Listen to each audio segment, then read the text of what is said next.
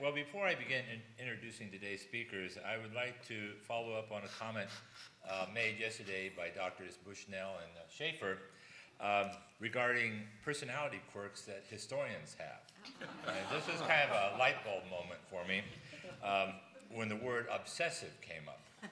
And I thought, never really thought of historians being obsessive, but once they kind of guided me through, I realized, really, that is a particular word that is appropriate.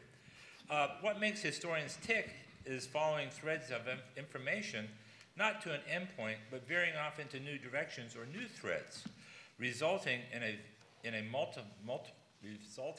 multiple divergent yet related publications. As an archaeologist, I'm glad you have this quirk. Interpreting St. Augustine's diverse and somewhat convoluted record is made possible by your detective work. For example, explaining the explanations of the occurrence of asphalt particles in late 19th century earth and street surfaces, if you go to Tom Graham's book, The Awakening of St. Augustine, and there you have kind of an explanation why you have asphalt particles in 19th century earth and street surfaces. Your diligence in bringing this historical record to life makes understanding and interpreting the archaeological record that much easier. So be obsessive. If it takes a few martinis, rum and cokes, whatever, indulge. The payoff is a greater understanding of, in my case, St. Augustine's unique archaeological heritage. So I just wanted to mention that to you all because it was a light bulb moment. Now, for the introductions. Dr. Jane Landers is the first speaker that we're going to have today is Dr. Jane Landers, and she is the Gertrude Conway Vanderbilt Professor of History at Vanderbilt University, where she has taught and served in various capacities since 1992. She is internationally recognized as one of the foremost experts on African cultural and social history during the colonial period in the Americas. Dr. Landers is a prolific writer, having authored or co-authored or edited 8 books with 2 books in preparation.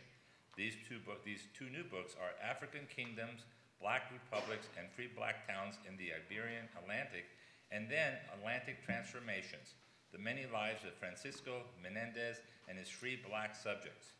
She has also published numerous articles in books and professional journals.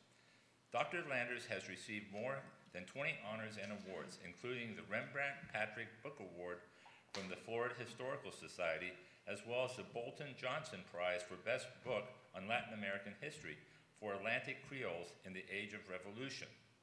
Dr. Landers received her PhD from the University in Florida in 1988. Please welcome Dr. Landers.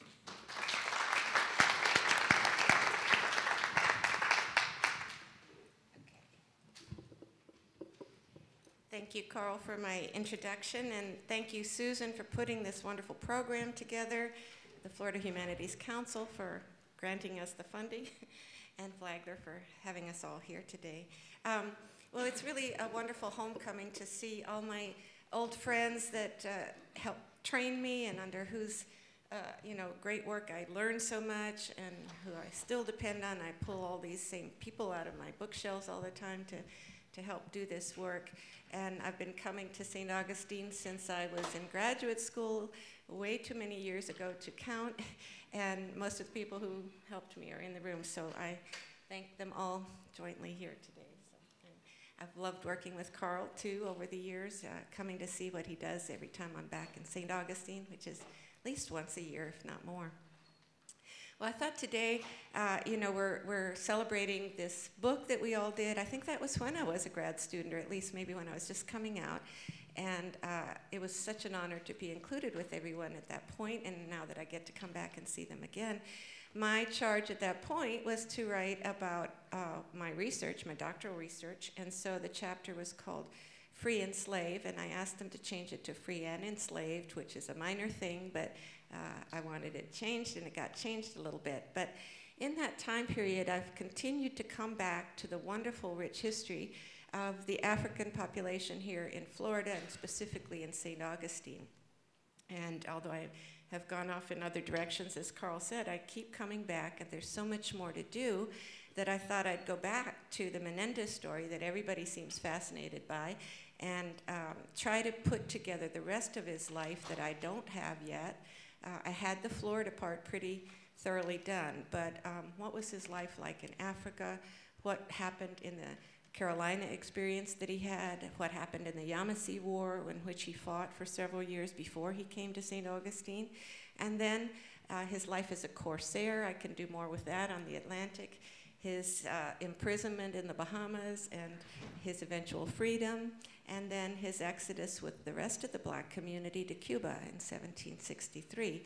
So there's much, much more to be done, and that'll be a book in the making. I'm working on it. But for today, since it's sort of a remote topic and most people don't have a lot of background in this particular aspect of it, I thought visuals would be good, and I'll talk through a PowerPoint rather than read my chunky paper here, but I have it here as a comfort to me, I guess, if I get lost in my narrative. So today's talk, I will put Francisco Menendez in a larger context to show how the African background in the medieval Spanish world is transplanted to this world and gets more interesting when you add in indigenous people and warfare and piracy and all the rest. So I'll start if I can do this. Oops, maybe. This is just sort of to poke fun at some of the narratives of the African history in what is today the United States. If you pick up regular textbooks from the college level by wonderful scholars, they almost always date the history 1619, because in that year, 20 and odd, they say Negroes, and they say that, were unloaded from a ship in Jamestown. A ship that had been a Portuguese slaver was captured by a Dutch ship, and he was going to sell some merchandise as he saw it in Jamestown. And so because those records are in English, almost all the textbooks, which depended on English language records, start the history in 1619. Well, if you look south to Florida, which used to never be covered in those colonial history textbooks, you would say, oh, well, in fact, there were Africans in this part of what became the United States since 1513, our anniversary year. So I always have to poke a little bit at the textbooks and at the standard narrative to say, no, over 100 years more, look backward in time and you'll find people here. And that the first African who came into Florida was not a bedraggled, enslaved person being sold as a piece of merchandise, but an explorer who came with Juan Ponce de Leon. And to set it in the context of the early medieval Mediterranean world, one of the great sources of records that we have here in St. Augustine are wonderful Catholic parish records. And they date to the 16th century, not quite 1513, but 1594 is the first we have. And nobody in the United States has such thorough, complete records for people of African descent and Indians, which is what I look at both of those groups together, or Spaniards for that matter. So these wonderful records were a big source of my dissertation work, and I still depend on them. And I'm very grateful that the Diocese of St. Augustine has allowed us to digitalize them now. I brought some graduate students down, and we did a workshop and trained other grad students, and now the work's complete, and we'll be sharing it with the world. And it's a wonderful, wonderful record. And why are Africans in there, and Indians, and Chinese, and anybody else I find? Because the Catholic Church wanted to incorporate people. And here's a wonderful image from the 13th century showing a baptism in Spain of an African man with his white godparents and his white priest and so on. And these records, if I had the fortune to go back to Spain, I could also work back that far. So this sets a visual image for people to understand that this place is quite different than Jamestown, and the incorporative angle of the church is one of the most significant differences.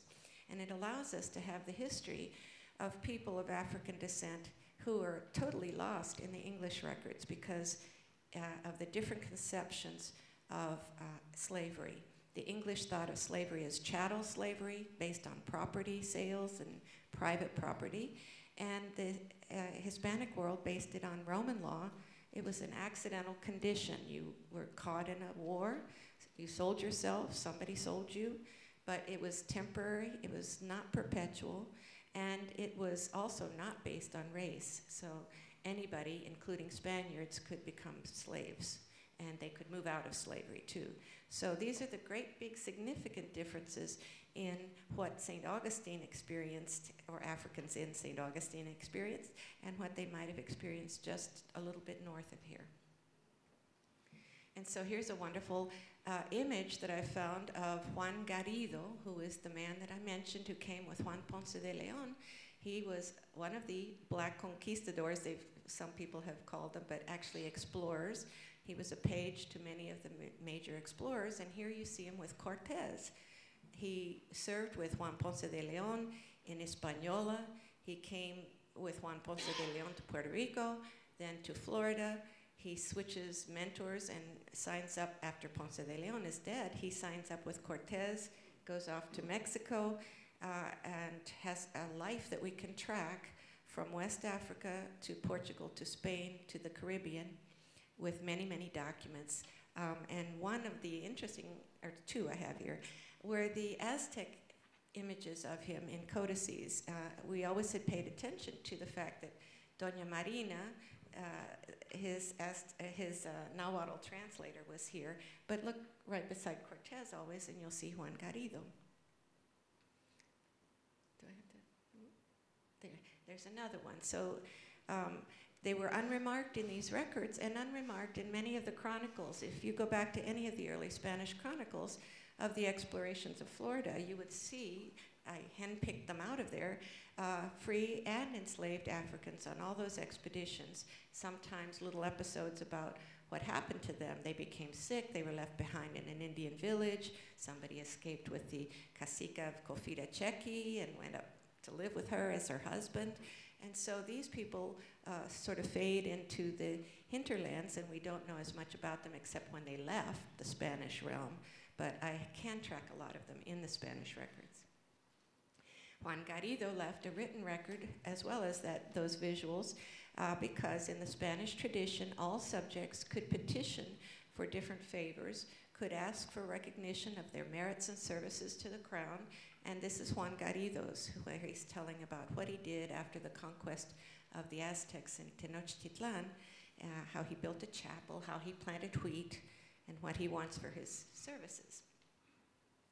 And another famous one that you probably have heard about is Esteban, or Estevanico, who went with this expedition, Cabeza de Vaca, an unfortunate expedition, shipwrecked on the West Florida coast and then trekking through the whole Southwest. Came out alive, and the Viceroy of Mexico sent him up with Coronado on the next expedition because he had linguistic and cultural skills that would be of great service to that expedition. So again, in all the expeditions, many times Africans serve as sort of go-betweens or cultural brokers, as Eugene Lyon, my wonderful mentor, called them in one early article. And then I had the great fortune, because Kathy was also on my doctoral committee and allowed me to begin this wonderful work on Mose, Gracia Real de Santa Teresa de Mose. And she had had earlier experience under her mentor, so Fairbanks, who was also interested in Africans in Florida. So there's a genealogy to all this knowledge, and I don't claim to have any originality except what I was able to contribute after others laid the work for me. But the museum exhibit that was actually a function of that research, or a product of that research, meant some of these little stories of the isolated few that I could pick out got illustrated and became part of the museum. We don't really know what they look like, but here's a nice image in which the story can rest. And I found this man on Gene Lyons, in Gene Lyons' wonderful book, of some of the people that Menendez rescued as he went around to the Indian villages looking around in Florida. And several shipwreck victims were recovered of African descent, and Juanillo is one of them. They had been living among Indians so long, they were very useful, of course. And then a little image to remind us when Menendez actually sets up shop here, 1565. And then we start to see in the later records here from the 17th century, other characters come out. And so here's one who was portrayed in the museum exhibit and in the website, and Crispin de Tapia. He is a free black militiaman because part of that early medieval tradition that we talked about from Spain is that everybody in the community comes to the defense of the community when it's in need, and that doesn't have anything to do with your color. And he was a part of the militia, and he's a store owner in St. Augustine. So he leaves multiple types of records. Another man was convicted of a crime in Havana, sent into exile in St. Augustine. They always considered this sort of not a very desirable location. And so he was sent here to become the ironsmith or the blacksmith for the community. And you know, if I went back through the Cuban records, I would probably find more about him as well. We can find women in these records, and that's another great difference with the English and other Northern European records, is that women could be property holders and could have active records of all sorts in these Spanish materials. And so Isabel de los Rios was a little baker who sold her wares in the streets and could keep her profits. I tried to imagine what it would be like for my man, Francisco de Menendez, and all of the people that came with him, how you get from Carolina to St. Augustine in the very earliest days, and how rigorous the traffic would have been. It would have been pretty hard. Even accompanied by indigenous guides, it would have been difficult. Well, this is not the original, you know, from 1718, but it's a Winslow Homer picture that sort of gives us the idea of how dense, and it is still today. Every time I come to St. Augustine, and Nick brought me over from Jacksonville the other day, I think, oh, this is how they had to get through this place. And we've had these wonderful documents. The Crown didn't know what to do with all these Africans who were starting to run away from that horrible English system of property to try to find a different system in Spanish Florida that they heard about from the Yamasee Indians, where Catholics lived and where there were free people of color as well as enslaved people. And so enough had filtered in over the years that the governors had to ask Spain for guidance. What should we do with these people? And finally, the king gave this pronouncement, a royal pronouncement.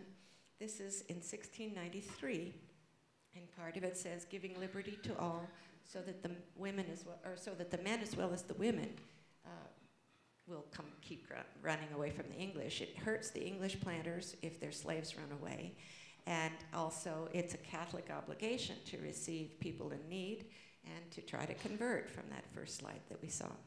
So this meant people started coming in and presenting themselves at the governor's house to ask for what I've termed religious sanctuary. And it's a policy that was not just enacted in Florida, but everywhere. And so I've actually backtracked and found earlier examples of this kind of reception of people looking for, you know, they always say they want to have the true faith. And some of these people were Catholics already if they came from Congo, Angola, where the earliest Catholic church had been planted in Africa.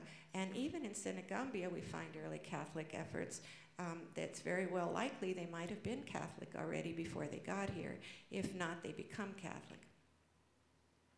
And then many of them go to work on building the new Castillo de San Marcos, and their skills as masons and ironsmiths help put this place together, as well as their military efforts help defend it.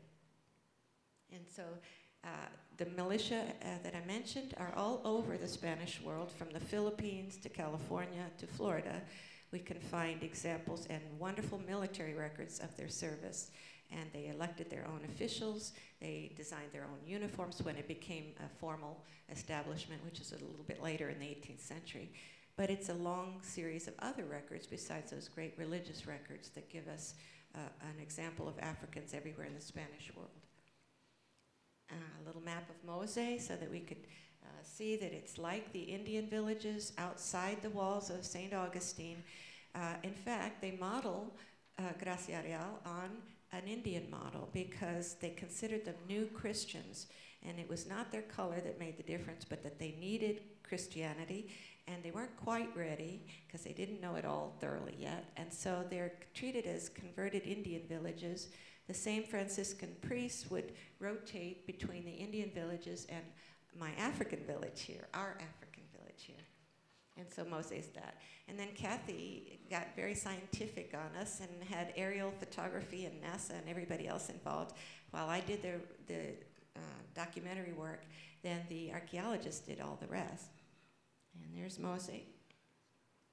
And more map searching. Kathy sent me to, well, actually it was the Black Caucus of the state legislature gave us the funds to send me to Spain to look up all these documents and maps, bring them back, and then the archaeologists could take over and start to do the excavations. So maps were very important too, and comparative maps. Here's one from the 1740 invasion of Oglethorpe, which also brought the Royal Navy up from Jamaica, brought down attacking Florida, the Indians from Carolina and Georgia, in addition to some Africans and Oglethorpe. And then my hero, Captain Francisco Menendez, we portrayed in the museum exhibit. We don't know what he looked like at all, but he was a man from the Senegambia region, a Mandinga. He's always listed by ethnic background, and this is a very significant difference, again, from the English records. They just say African or black, and they make no difference in whether somebody came from very far North Africa, as Esteban did, to somebody who came from Congo, Angola on the other end of the continent. And so it's pretty, if it was a European person, we'd want to know if they came from Iceland or they came from Italy. And Africa has been just made such an homogenous idea. It's not at all, and we need to be very specific about what ethnic groups did what. And so these Catholic Church records and many other kinds of records in the Spanish world are very, very specific on that.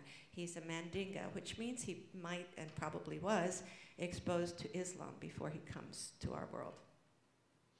He fights in the Battle of Bloody Mose when Oglethorpe comes in 1740, and so this gives him merits and services that he can report.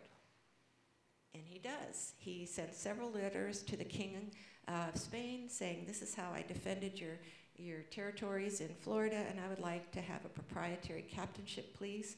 And he is sent with a cover letter from the governor, Governor Manuel de Montiano, and nothing here back from the king, imagine.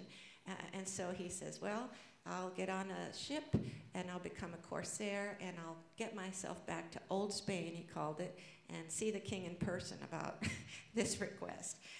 So he didn't make it because he gets captured on the seas and sold as a slave, because the English thought of everybody of dark skin as a slave, and took him to the Bahamas, sold him to a Mr. Stone. I'm still tracking the Admiralty Court records of that sale, but thanks to Charles Tingley in the back, who turned me on to the piracy part of his life, I was able to find the ship, the Revenge, on which he was captured. And so I'm still tracking those records, lots more to find out there, I think. But he somehow manages to get free and come back to St. Augustine. By 1752, at least, again, we see him in the records. And as I mentioned, many other people came with him and over the years filtered in and were put in Gracia Real de Santa Teresa de Mose to live with their elected captain, Francisco Menendez. And their marriages start to show up in the records. One of the things I always use when I'm teaching with this image is to show, again, the ethnic differences. So we have a Congo person and a Karabali from Calabar marrying here. The wife is still a slave. He is a free man at Mose, and she eventually becomes free. So the freedom of some helps bring others out of slavery. And then Kathy and Luisa Arana, and who else do we have there? I can't remember, but we brought a group of wonderful people together to go through what we had in ideas about engineering and archaeology, architecture, and from my documents, and this is an image, we think, of what Mose looked like, a collaborative effort to get this. And another one. And it was really within sight of St. Augustine before there were so many buildings around. And there's the fancy science. Kathy got a NASA overhead view of it, and then that together with maps, and we kept finding it on the same curve of the river, so they could begin in some confidence to dig there. And Kathy brought up some of her students from Haiti to be trained on this project, so it was a wonderful training project as well. So I was training in history, and others were training in archaeology. And some of the rudimentary things that they found there, making buttons out of bone, and military buttons and objects and pipes, and lots of drinking, and ceramics of different kinds. Is it time? Okay, we're getting there. Moses had a wonderful launch in 1991 at the Florida Museum of Natural History and circulated all over the country so that hopefully Darcy McMahon, our wonderful curator, told me that at one point she had 7 million people had seen it, and I don't know how many since then. And then it's been returned to the museum here. And there's the time when it was finally made a National Historic Landmark, which is a designation you have to apply for and give all the particulars. Jeb Bush recognized it and dug the first shovelful. There's Kathy in the background with Governor Bush. And now we have all the wonderful markers. And so when I go around the country and to other countries, I talk all the time about this. And I'm trying to share what a fascinating place this is. I hope I've helped the tourism some. And the wonderful little museum, which is great to see kids coming to and people having events. And I've started to look backwards to where some others came. Dan's work on North Florida has also been terribly important to me, and we went to Senegal together looking for Anna Kingsley, and I'm very interested in Bunce Island, and there's archaeology done there, a little bit of rudimentary. A lot of them came into this very area as well when it became a plantation system under the British. And we look at ads, we can see where the captains were, what ships, how many people came, what area they came from. I begin to see runaways from the American Revolution coming in here, and this is the petition of Prince Whitten, who was not able to write as Menendez was. He makes only an X, but his petition gets forwarded. His little boy went to school here, becomes literate, is a real asset for their family. His family marries everybody here, and we get to see quite a bit of their history. And he was a sergeant of the Free Black Militia also. And Edinburgh, another runaway from the British who becomes free, got his land grant, which I can look at in the state records in Tallahassee, a beautiful watercolor of the land he achieved. None of this would have been possible in the English world across the St. Mary's. And more people, Nancy Wiggins, married to Job Wiggins, a multiracial family. She was from Senegal, where Diana and I went looking for her and Anna. And their children have wonderful histories also, free black militiamen, property owners, free women who marry English gentlemen and have mixed race families, and move to Cuba where I can track Juana Wiggins now. And Biasu, everybody begins to know about, whose house was right there. I'm working on some more translated letters I've found of his in the Spanish records, and I'll be doing a lecture series on him up at Harvard, and maybe a little book. And 12 Mile Swamp is where Prince Whitten relieved the siege of St. Augustine in 1812, allowing food and supplies to come into the town. And he is the leader of the group that attacked the U.S. Marines in their covert operation in 1812. And the 1812 monument is very important because I imagine all my free black militiamen there hearing about their new rights under the liberal constitution of Spain, which counts them all as citizens now as well as subjects. And so that's really important. I show it all around because there aren't many of these 1812 Constitution monuments left, and they were supposed to be all over the Spanish world. And then I go to Cuba, following everybody to Cuba, and I talk about rights in Cuba because the liberal constitution gets thrown out when the monarch returns, but it's returned in 1821 when they're tired of fighting all of the independence wars in Latin America. They restore their constitution. And here's a little newspaper, one of a kind, from the University of Miami's Cuban Heritage Collection, El Negrito, the little black man, which is a strange thing to be talking about rights and constitution. And Father Varela is a big part of my story as well, so I'm tracking him for his support of the ending of the slave trade and the freedom of Cuba. And I'm sorry, I'm running out of time, so I think I'll end here so that others can speak. But the last part of the story is the runaways who, when the Americans take this place, and Anglos take this place, can no longer find those rights and freedoms here. They will run more to the interior, where the Seminole Nation welcomes them in, and they provide the same military and linguistic and political skills to the Seminoles that they did to the Spanish, and it allows the Seminoles to remain somewhat free for a certain amount of time. And I don't think they would have managed that without the additional military and geopolitical help that our runaways from St. Augustine gave them. One last little thing. The neatest thing was, and I told Nick this story the other day, one of the runaways from the auditor of war, a man named Ortega in St. Augustine, runs off with the British military to Appalachia Fort in 1815, Apalachicola Fort, I'm sorry, and becomes part of that Seminole War, fights with them for several years after the U.S. Navy blew it up, and darned if Andy Jackson didn't capture him in a red coat with an arm in his hand and took him as a slave up to Nashville, Tennessee, where I ran into him in the Hermitage. He goes to live on Andrew Jackson's plantation. And I said, imagine one man who has that history entering into an enslaved plantation in Tennessee, where it is the old system, the old antebellum system. He knew the Spanish system. He was literate. His owner writes to him in Spanish to say, this is what you get for running away from me. And he had fought with the Spanish, with the English. He knew the Seminoles, and he comes into antebellum Tennessee. I said, in that moment, everybody on that plantation knows all that history, all that military information is theirs too. And it's not, Gone with the Wind anymore on Tennessee. So he has the rest of his life as Polydor instead of Fernando. But I think it's this mobility and this Atlantic knowledge that I want to emphasize about the Africans, and that they got it here and take it out elsewhere with them. So thank you very much.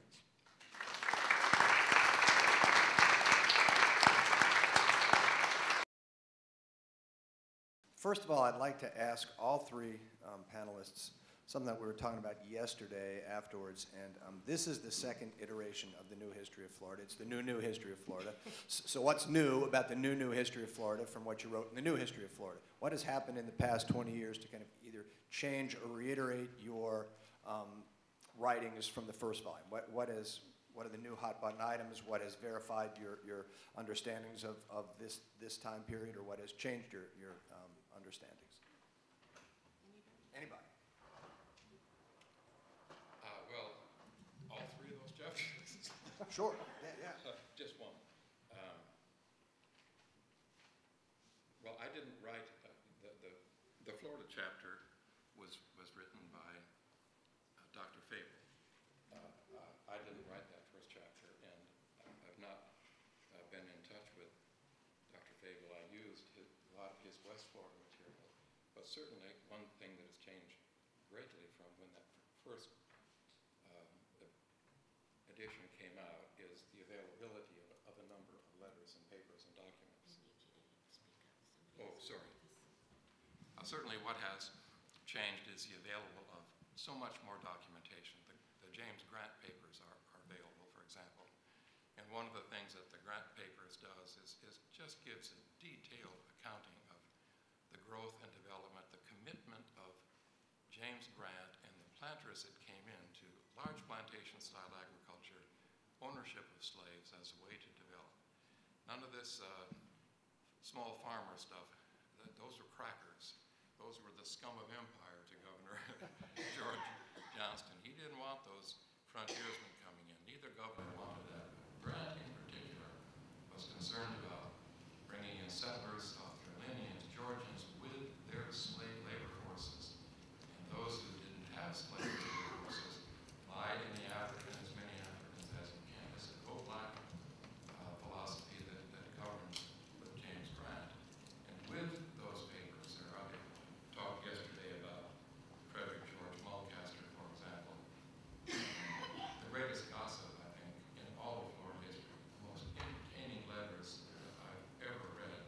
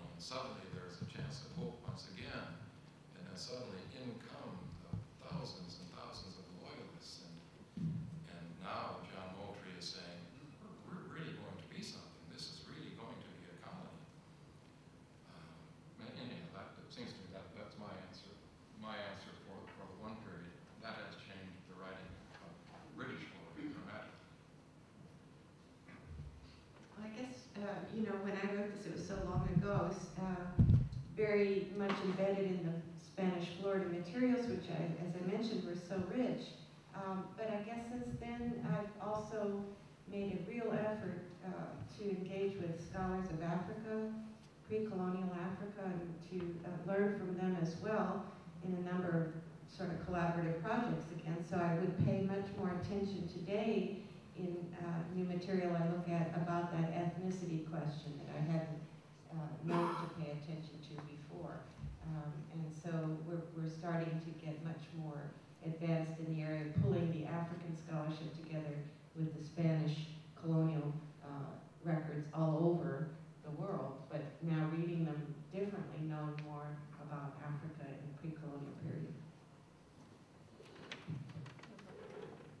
If you were to read this chapter on Second Spanish period in the first book and the one in the book that was just released, you would find hardly anything different except for the organization. And that doesn't mean there's not been any new scholarship. It's just, as I just finished saying, I still think the persistent and dominant theme is all the invasions and that pervaded life here. Nevertheless, that said, there's been certainly some works that have fleshed out the Second Spanish period. And of course, you know, we all operate within page limits as well, so that we would have written a lot more on a lot more topics if we had not been given a page and a word limit. Certainly Jim Cusick's book on the Patriot War has come out since the first book did, which details it from the Spanish perspective using Spanish documents that had been detailed previously, but relying more on English language documents or translations. Sherry Johnson's work on the role of weather, and especially catastrophic weather, as it affected life in East Florida, and even the funding in East Florida is important. New work, which I think is just really at the front end, and we'll see where it happens, is the exploration of Angola and the Black Seminoles, that they're still looking for that plantation in Seminole Plantation down in Southwest Florida. So I think that's an important, we're on the front end of that to see what that reveals about the Seminoles and the Seminoles as they left for the Bahamas. The British who left from St. Augustine and Pensacola for the Bahamas were not the only ones to leave Florida for the Bahamas. And I think the other thing that's coming in between is something, at least from my perspective, it's very recent, and that comes out of commemorative events. There's something about commemorative events because they make us pay attention to things that we might have let go by otherwise. And that is St. Augustine's at least recent commemoration of the Spanish Constitution of 1812, which of course was a fairly short-lived constitution, very, very liberal. If you were to read it, more liberal than that of the United States. But what really caught my eye was how important it was to the citizens of St. Augustine. And they really hung on to the rights and freedoms that they were granted in the Constitution of 1812, even into the American period. They were very reticent to let go of their Spanish citizenship. They felt it had been imposed upon them by the treaties, which of course the various evacuations had imposed things upon people. And the city council actually, that's a holdover from Second Spanish period into the very early U.S. days that Andrew Jackson, as the territorial governor, permitted to stay in place. They quit their posts as city councilmen, 4 of the 5 do, because they will not swear allegiance to the U.S. Constitution. They still consider themselves to be Spanish subjects. And I'm not sure that's true throughout the rest of the area, but it certainly was for St. Augustine. And perhaps that's because, as we talked about, as I talked about the various areas that were hit in Spanish West Florida, in Spanish East Florida by the invasions, nevertheless, Pensacola, Mobile, Amelia Island, etc., St. Augustine was never captured, and so perhaps they felt a little more Spanish than some of the other areas did. But as I said, I've changed the chapter very little because I still think the dominant and important items of Second Spanish period are the invasions, and they shape everybody's life. Well, great. That ties, I think, into one more thing. It ties into the theme, I think, broadly based in the historical profession of this new field, emerging field, which I think Florida is really at the forefront. This theme of the Atlantic world, of the clash of cultures, the interplay of African, of European, of American, of Native American, of the newly freed United States, and you know, Florida's at this is a hot topic, folks. You know, there are jobs out there for historians, and Florida really is at the forefront of this, because rarely do you find a place that is so connected and interconnected to this theme of the Atlantic world. And I'm glad Susan brought up this idea of the Bahamas, because the relationship of Florida to the Bahamas is something that is becoming kind of really interesting. The relationship of who goes there, who comes from there, you know, blacks moving there, whites moving there, after the revolution, before the revolution, and it speaks to the interconnectedness of Florida and its long-term interconnectivity. So with that, I'll open the floor to questions and thank the people here. Questions, and remember, after the question period is over, the rock star aspect will have to wait a second until we take the pictures. So please let us take the pictures first, and then we can bombard those people with requests for autographs, pictures, whatever. So questions, comments? Please come to the I microphone. don't need the mic. No, Yeah, you do need the mic. No, Yes, we you do need the mic. We need it to get on the film. Well, I was just going to say, it was interesting, the conversation about the Civil War and the divided loyalties, because I know that in my family, there was kind of an ambivalent feeling about the Civil War. It depended on which branch of the family you were in, how many of those South Georgia girls you married into your family. And also, I know my great-grandfather, just some of the tales that we've gotten back, he fought no lusty, but he really wasn't interested in it. And he didn't, he was down just in Sanatee, East Palatka, or northern Putnam County by the St. Johns County line, and he just flat didn't want to be bothered with it. But I think there was a lot, I know the Sanchez family was divided over it also, and I think it probably had a lot to do with their family ties. Thank you. Sir, in the back, would you like to, you're just waiting, being a gentleman, excellent. I'll be brief. My question is for Dr. Landers, but I'm reminded very much of your talk last night, or yesterday afternoon, morning, whatever it was. I was doing some private research on a question that I asked and couldn't get an answer to. Where did all the rice that was raised in the Low Countries go? And I had access to a museum's archives, and I was going through the papers and the records and so forth. And all these newspapers have these little ads on the side, and Williamsburg's stuff is the same sort of thing. The ads are for runaway slaves, and the majority of them mention, this is in English, the English colonies, mention the tribe. And I wanted to know, is that because of facial scarring or tattooing or stature or color? I mean, if the tribe was important to identify this particular runaway slave, what were they looking for? Well, that's really interesting. You know, it used to be believed nobody understood the ethnic groups that went to the English world because they didn't mark them as regularly, but you're right, runaway slave ads do often say it. And it indicates to us now in the papers of Henry Lawrence as well, who had the shipping operation, the slaving operation on Bunce Island. They knew exactly what groups everybody belonged to, and some of the markers, it depends. One of my grad students is doing a lot on this now. In some places there were no facial markings, in other places there were scarification patterns. Filed teeth was another thing. Language was another thing, whether they were Catholic or not, whether they could speak English. A lot of those things come out in the runaway ads. And those English slavers knew a lot more than we thought they knew about where people came from. Could I add to that just a little bit? Once that first generation of Africans passes, you don't have the same facial markings.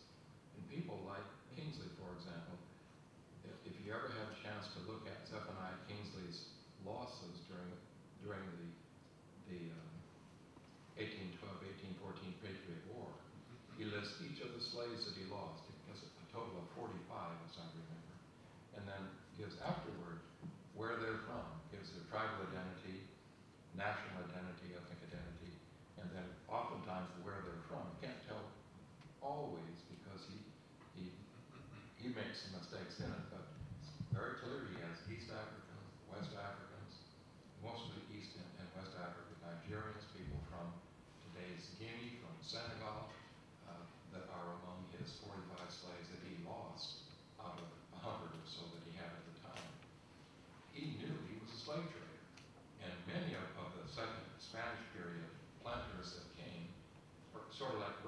slave trade is. The Americans close off the trade, it's being closed off all over, the Danes close it off, etc. And so people like Kingsley come here because it's still legal, they can carry on their trade legally. And if you're in and out of Africa, you can tell those facial markings. If you're one of those slave traders, that's your business, you know it. And when that generation of Africans died and people like Kingsley died, the other bunches didn't know the African background. I don't think you find the same frequency in 1855 runaway ads that you find in 1845 runaway ads, the same numbers of indications of facial markings. There are some, but anyhow, that's been my experience on that. Any more questions? Could I just follow up on your thing about the Atlantic World presidency? Oh, sorry, Paul, you go ahead. Go ahead, no, go ahead, Dave. No, go ahead, just comment. I was just going to say that, you know, it ties to your question about what's new, too, because when I started working on this, I was going to be a Brazilian scholar. And then I found these great records, and I shifted, and my director said, oh, no, you'll be typecast as a local historian. And I thought, oh, no, it's so important, it's so interesting, and they have all these great records. But I could never get any big funds or grants because Florida just wasn't on the map for anybody. I joked that it was as if it had been cut off limb or something, that the U.S. history stopped, you know, at South Carolina, usually, sometimes, once in a while they mention Georgia. And the Latin American historians didn't consider Florida Latin America, so there were no funding agencies to support the research except little pieces that I got here and other places. And now it's so wonderful to think that Florida is looked at by everybody, all kinds of early Atlantic historians, and it sticks right out there in the middle of the Caribbean, and it's connected to the northern side. So, of course, all this stuff happens here. It's like a crossroads. Well, and I think that as we go through today's presentations, we'll see the same thing happening with modern Florida. You know, when we talk about Florida in the late 19th century, you know, is it southern? Well, you know, all these people would talk about the South. Florida's not part of the South, but I mean, Florida is an important and integral part of the Southern identity. And we talk about, you know, modern U.S., Florida is a microcosm of what the United States is moving towards. You know, we talk about urban history, you know, no one talks about Orlando, but Orlando is the quintessential modern American city. So, you know, Florida is, maybe because we're here, but I think that Florida is really becoming kind of a central identity point for both past history of the United States and kind of current history. So this is great stuff. Paul? On that comment, I would simply say that Herbert G. Golden would say, no, California is the quintessential American. But anyway, my question is for Jane. But we're here. As you probably know, there's some controversy in Louisiana about how precise the identification of ethnicity in West Africa really is. So I'm wondering what you found in the records you looked at. Are you absolutely confident that these are the people that are recorded, or are these simply convenient names that get attached because of where they come to the coast? That's the really hot question, of course. Leave it to Paul. But it's really wonderful that you asked because it is the big debate now. You know, I think people shape-shift a lot, and so it is sometimes a matter of convenience that you see a powerful group and you get incorporated into it. It can serve you better to say you're this and that. They might have a higher status, whatever. But ethnicity does mean something because as late as in 19th century Cuba, when the British Navy is interdicting all of the slave trade and saying no more slavery in the Atlantic, the Cubans still want slaves because after the slave revolt of San Domingue, they get big sugar and they bring lots of Africans into Florida where it's still legal. They get sent all over the South. And I have a man who is a free black militiaman in Cuba, a sergeant who's literate, who writes, you know, who's hanging with the governor in Cuba, who goes down to the docks when those liberated Africans are being brought in on the ships to greet his people. It still meant something in mid-19th century Cuba, and to welcome them into his religious brotherhood of the Carabali. So it means something. But then I found another man who said, oh yeah, I joined this brotherhood of the so-and-sos because they have good drumming on Sunday. Any more questions? We'll take two more and then that's it.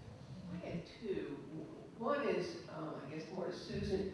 We all know what happened to the Spaniards, that they all, except the 3 families, pretty much went to Cuba after the first Spanish period. But really, what happened after the second Spanish period? Did they all leave, or did they just kind of disperse or integrate with what was here? I mean, with what came down from Georgia? As the U.S. took over at the end of the second Spanish period, a lot of people stayed, many more than, and a lot of people stayed after the British period too, in the second Spanish period. That often isn't recognized. An awful lot left, but an awful lot stayed. But at the end of the second Spanish period, most of the ones that are either soldiers or on the payroll of the Spanish government are relocated probably to Cuba and from there possibly someplace else. But an awful lot of people do stay. And one of the reasons is because, or I think is, because as part of the treaty, which is typical of treaties, not just the Adams-Onis Treaty, which transferred Florida to the United States, one of the sections in there provides for the examination and recognition of land titles. And so these small homesteaders that I mentioned, despite all the upheaval, there's still enough of them wishing to stay to make their claims to the U.S. Claims Commission and be able to continue to own the property that they got in second Spanish period, a few in British period. And so they do stay. Most of them living along the intracoastal waterway. But a lot of them do stay. And a lot of those British Americans that I mentioned that came from the Carolinas, they're certainly among the ones that stay from Spanish period into the American period. So there's a lot that do stay. And the other more of a comment in relation is as historians, and like I noticed today, a lot of what you talked about was the whole importance of the Black history thing and very interesting things. And yet, I don't notice any Black Americans here attending this. And I was curious, with all this research, do you ever have many of the Black community come and listen to what all you've uncovered? And I'm kind of curious that with it advertised that no one's here. I'm just curious of whether that happens a lot, or is this unique? Well, since Carl and I are the two up here that are in St. Augustine most of the time, and I can't speak to other areas, no, the attendance by Blacks today, I think, is disappointing in numbers when we have a topic like that. I don't know to what to attribute that, but we certainly, I've been disappointed that we haven't been able to reach out to them or haven't reached out in the appropriate way to get a lot of African American attendance at talks. Yeah, I mean, because there's been all this emphasis on Black History Month and all this launching on Black history. Well, apparently I don't have the answer. Yeah, okay, I was just curious I whether, know that. whether or not that's something you all run across. Certainly, there are more Blacks in audiences in Jacksonville. And yet, there's not a great deal of interest in Black history in Jacksonville, among Blacks in Jacksonville. And that has always surprised me. The most surprising to me is that one of the important themes of the Civil War in Northeast Florida was the involvement of runaway slaves and free Blacks in Union regiments.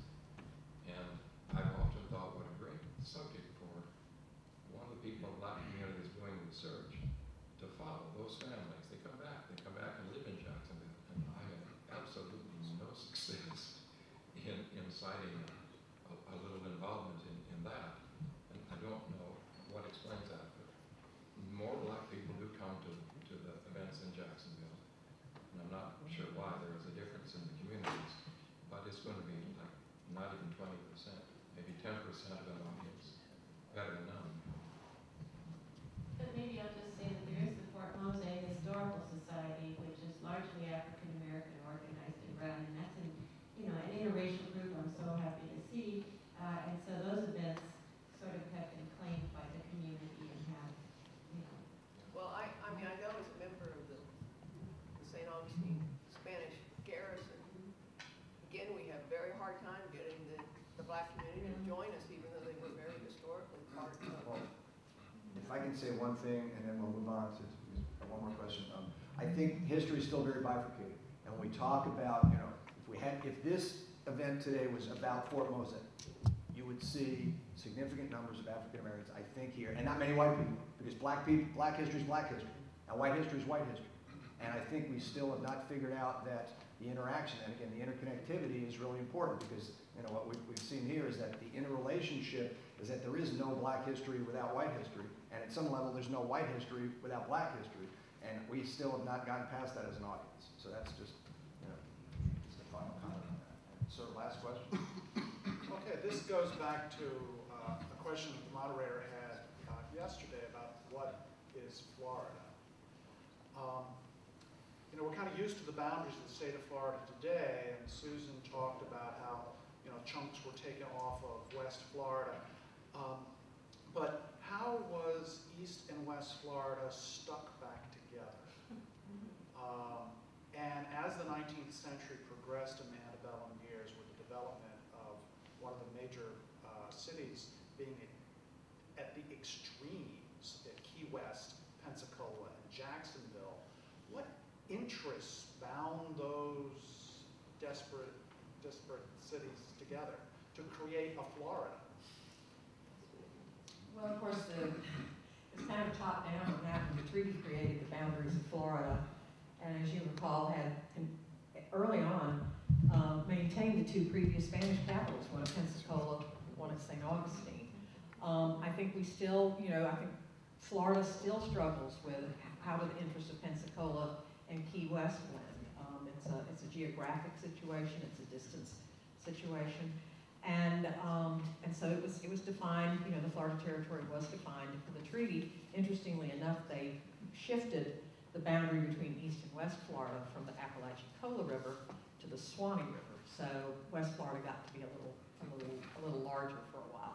And then, if you also recall, there was a thought to try to create a third territory, or maybe even a third state, ideally, of Middle Florida, with focusing on the cotton planting regions around Tallahassee. So another question we haven't resolved today is Florida is surely not one single state.